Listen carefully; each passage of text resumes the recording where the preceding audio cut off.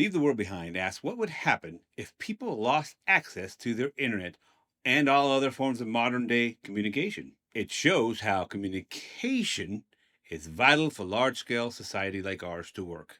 This movie argues that society, at least on a personal level, starts to fall apart rather quickly when shared reality is no longer holding groups together. The main characters in this movie are isolated and confused almost immediately. The movie starts off in the big city of New York. The Sanford family seems to be doing pretty dang well for themselves. They're living in a large apartment and in the city, and they seem to be rocking it financially. I mean, they're smack dab in the connected world and appear totally capable of navigating it. You can tell, like all of us, they take this connectivity for granted. On a side note, they spend $2,000 to stay in a super nice house on Long Island for the weekend. Amanda, the mom, does this on a whim. Clay, the dad, doesn't blink an eye. He says, "Cool, I could use a vacation."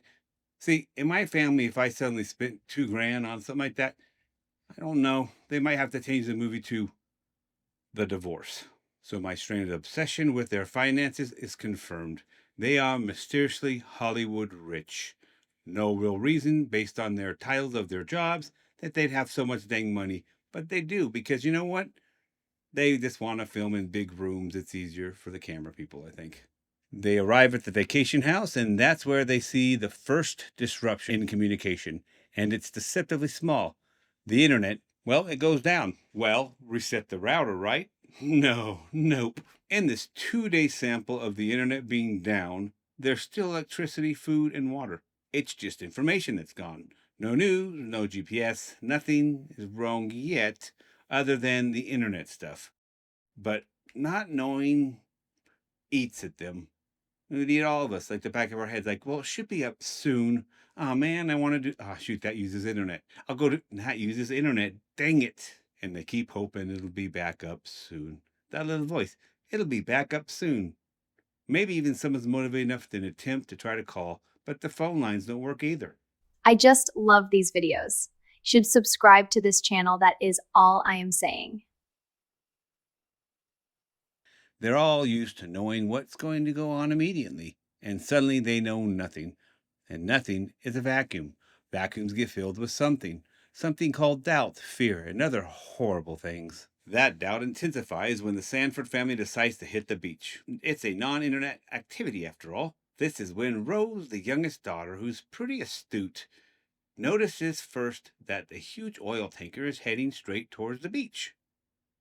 Well, it runs aground. Everyone gets out of the way barely in time.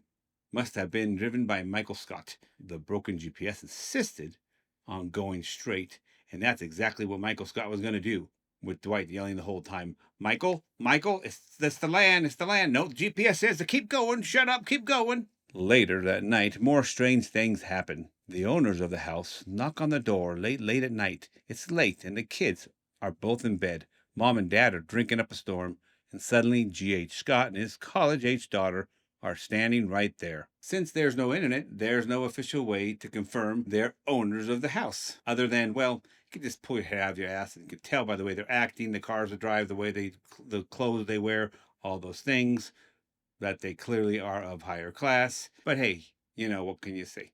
It's not like the guy, he's black or no. It doesn't matter. Does he act like a hoodlum? Because that's the important thing. Who cares how you look, how you act? And he's acted super intelligent and super well off and kind. But whatever. Clay accepts it right away. It takes a while for Amanda to begin to accept it. She's more paranoid. G.H. Scott stays calm. He understands people are scared. They end up staying the night, though Amanda is clearly not thrilled. Without the internet, every interaction has to happen on that old school face-to-face, do I know you level. Everyone is fearful of the outside world, yet they still have to go out and learn about it. Roads are blocked, access points disappear. They don't know if the rest of the world is calm or collapsing. Isolation makes confusion feel like the apocalypse. What's weird is actual multiple ways to escape this island, right? Yeah, sure, the main road is blocked by Teslas, but there are dirt shoulders.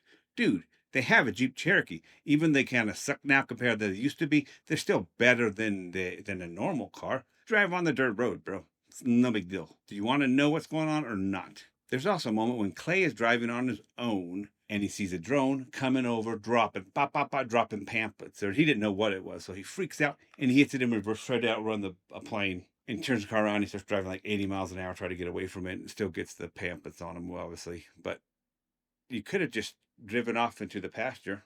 I don't know.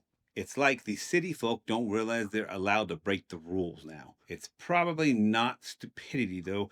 It's the societal conditioning. This collapse is internal and external. One of the biggest oh shit things are really falling apart moment comes when Clay and G.H. Scott take Archie to get medical supplies from Danny, the prepper. G.H. Scott knows Danny. They're not best friends, but they're rather friendly all the time. But now Danny is like, stand by your car, but they just need meds for Archie. Danny says, nah, you go now, all right? Well, this is how the new world works. G.H. Scott pulls a gun as well. Danny has his rifle. It's a standoff. They aren't leaving without what they need, and Danny isn't giving up until Clay gets vulnerable and plays the family card with Danny. Regardless, the rules have changed. These are men with guns. Not government people with guns, with rules and lawyers, etc., etc. Just men with guns. This scene isn't about race. Enough of that. Stop. It's about resources, group boundaries, inside versus outside. Who decides when there is no authority left to decide? Well, it's always the men with guns, isn't it? Or the people with the most weapons, the best killers. Archie ends up taking a handful of random antibiotics to solve his unknown issue, which was probably radiation or something. But whatever. Is this a video game? Maybe it's a video game, and so it's going to work the classic. You take the meds, and then you're safe.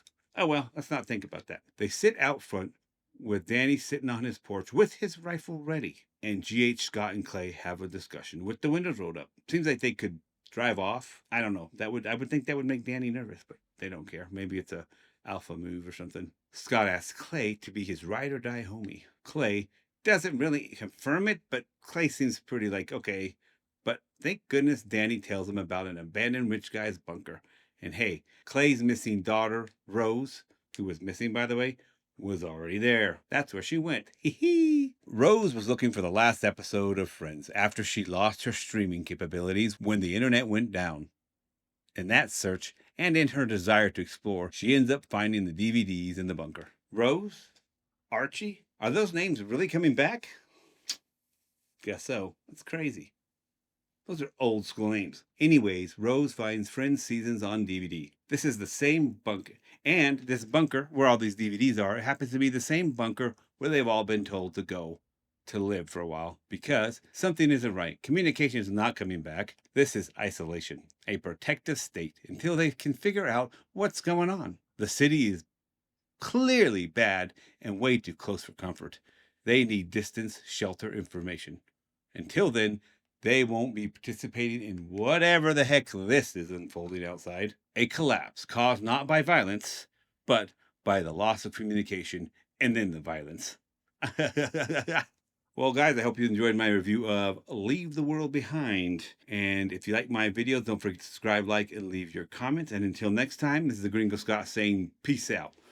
Peace! Yeah. If you like videos about movies, TV shows, and even documentaries that we actually take and we find out what they can teach us on how to live better lives, or in some cases, what to not do, then you should pick another one of these videos here. Oh, and don't forget to subscribe, or look, just subscribe, please.